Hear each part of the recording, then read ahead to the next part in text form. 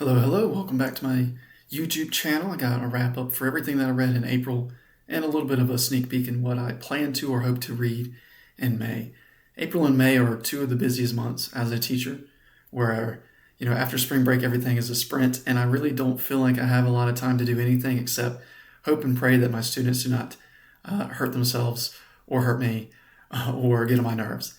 And there's a lot of paperwork involved at the end of the school year, just to get the classroom ready and get, your mind, body, and soul ready for the summer. There's a lot of items that have to be checked off. So I don't always feel really up to reading at this time of the year. And I've also found that when I'm teaching a novel to my students, I tend to read less as well, which is kind of the deal with April. Because throughout April, I was teaching, and I'm still currently teaching because we got one more chapter actually. Bridge to Terabithia by Catherine Patterson. The kids have really loved it. I still enjoy it. So I'm glad that I went with that choice, but I probably will not teach it next year because we're changing the theme of sixth grade English for next year. But because I'm teaching a novel, I don't really have the energy to read as much as I normally would like. And also April, still busy again because end of the year. May is also shaping up to be pretty busy, so my reading might slack as well, but I'm happy to get any amount of books read. I do have to travel a lot in May for a number of graduations. But I ended up finishing 3 books in April. And this is going to be a quick wrap up because I reviewed 2 of them already. They're already videos on this channel. The first one being I finished it during my honeymoon. The Other Valley by Scott Alexander Howard. And I have the same thoughts now as I did when I reviewed it a couple weeks back, where it is it's an okay book. It has a great premise, but it is hamstrung by this very odd tonal shift between the 2 parts. And the characters, I loved them in the first part, and all of their personalities and all their characteristics that I enjoyed disappear in the second part.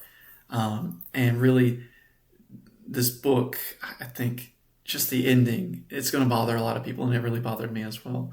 I know endings can't be or shouldn't be the only important part, but when you have a story that's about kind of time traveling, going between different parts of your village, going forward 20 years, backwards 20 years, or staying in the present, you risk having a very hand-wavy ending, and this book definitely has a hand-wavy ending. Oh, it's time travel. And it really went against what I thought the tension was building towards, and the tension was completely broken in the last part. So disappointing for sure. I really enjoyed the first part of the book, like the first half. I thought that was a great exploration of feeling guilty about knowing something, and dealing with loss. And then part 2 was just Scott Alexander I almost said Hamilton. I did. Howard, he took a hammer of what it means to deal with grief, and he kept beating me over the head with it. And I think this book, great ideas. I will read another book of his, I think, because his writing is just the structure of it is pretty good. But I think this story needed a little bit more time cooking up a better ending because it was not good. The second book that I read was Black Tongue Thief, Christopher Whaleman. As I said in my review, I really enjoyed it. I just feel like I read it at the wrong time.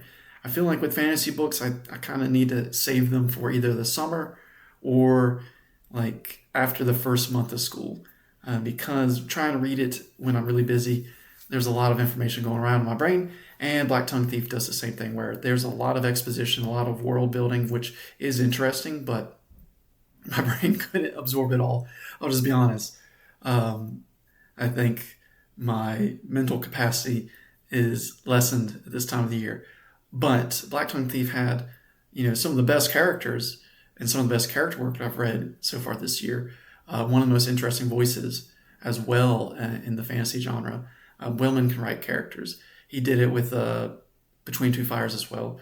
But Kinch, I think the protagonist, the narrator, I think he's going to go down as one of my favorite characters of this year. I don't know if this book will end up on my top 10, because of, again, I can't help it. I read it at the wrong time. My enjoyment wasn't there as much as I thought it was a good book.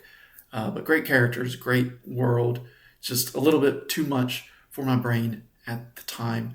But I am excited for the prequel that is coming out. I don't know, I think in a couple months actually. I will definitely be reading it. And I might even review it.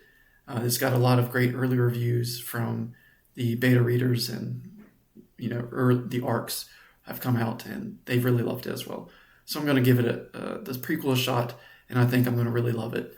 The third and final book that I read, the only one that I didn't review, True Grit. I actually got a book club edition from like the 70s, I think. I liked the cover. I'm going to try to get a little bit closer. There's a shine to it because it has the library film still on it. Because I got it from a public library as a used book sale. True Grit, I watched the 2010 edition, the film edition, and this book was just as good. I liked the movie and the book for the same reasons. The characters are great, and I think that was really the theme of this month, where I read a lot of great characters. Kench and Black Tongue Thief, and now Maddie and Rooster. And I'll even say LaBeef. I know that's not how you say it, but LaBeef is also pretty good in True Grit. Maddie has a great voice too in this story. I loved reading it. It reminded me a lot of hearing from like my great aunts and my grandparents reading this story.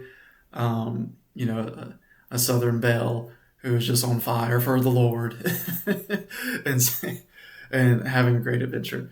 But I really liked it. I thought, the voice was great. The adventure was great. The moments from the film that I remember weren't, this book was still great, even though I knew what was going to happen. I think it also kind of made it better in a way because I could pick up on the foreshadowing. But an awesome Western. I don't read Westerns that often, but I liked it. I might have to pick up another Western.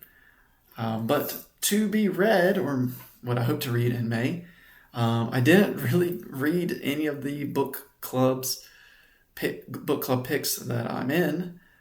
Sword of Kaigen, I'm still holding off on that because I think I'm going to hold off on fantasy books until the summer. I got one more month of school, and I think it's titled How Far We Go in the Dark.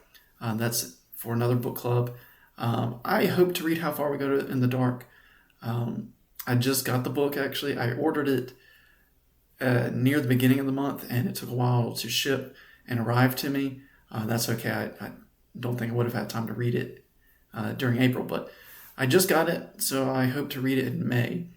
That's really my only... Well, no, I just lied. It's not my only plan. I'm currently reading The Familiar by Leigh Bardugo, and unfortunately, I'm not enjoying it at all. But I'm more than halfway through, and I spent $30 on it, so I'm going to finish it. And I will probably review that one because it's a stinker, which is very unfortunate. I was really looking forward to it. But The Familiar, How Far We Go in the Dark, and then I do have a book that I have to read. I'm going to go ahead and wrap it up now. It's The Labors of Hercules Beale by Gary Schmidt. It's a middle grade book. My boss wants me to offer it as a summer reading for my future students, so I'm going to read it, see if I enjoy it, and create a summer reading assignment for it for my future kids. So I'm going to read that as well. Other than that, I think May and June, my professor, who's also my advisor, is sending me a book list pretty soon because I'm taking a course of his in the fall, teaching middle grade books to middle schoolers, which is the perfect class for me. He's sending out a book list pretty soon, and I'll probably add those all to my June reading list. But that's all I got for today. Quick wrap up. 3 books is enough for me in April. We'll see if I can get 3 books or more in May. That would be great, but it wouldn't hurt if I did make it to that. But thank you for watching. Let me know what you read as well, and give me some recommendations, especially Westerns. I'm looking for maybe another Western, but no more fantasies. Please, I got enough I got to read. But thank you for watching. I'll see you in the next one. Peace.